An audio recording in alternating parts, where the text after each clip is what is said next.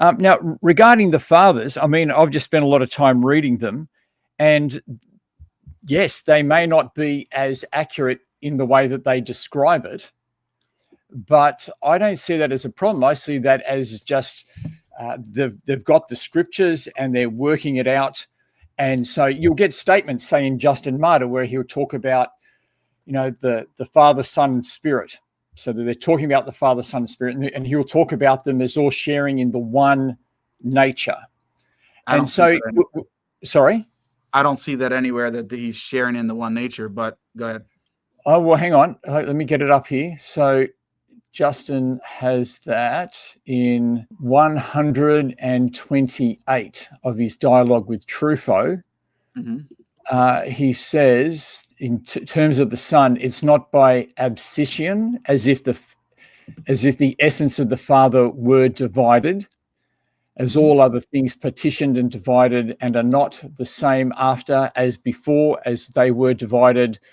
And so he's saying that it's this one nature, that it's not divided. So okay, yeah, I mean, that's your interpretation, but that's not my interpretation, and it's not the interpretation of other Christian scholars. For example, Dennis Mins, who is a Catholic patristic scholar, he comments on that very issue, and he says, when Justin says that the Logos was begotten from the Father by the Father's power and will, and not by abscission, dialogue with Trifo 128, this is to eliminate any suggestion that the divine substance, ousia, is divided or altered. It is not to make a claim of substantial unity of the Logos with God. So that is about Justin Martyr, who had this conception of God, that God cannot change and he's totally immutable and all this kind of thing. That's what it was about. He wanted people to know that this begetting is not a matter of God, like, God forbid, ripping a piece of himself off, and then that becomes the Logos. That's what is meant by not being abscission, but it has nothing to do with the actual homoousion doctrine.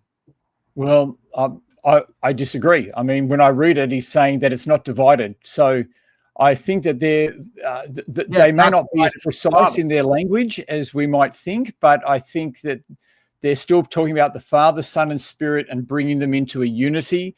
And there are statements where it will talk about the nature like this.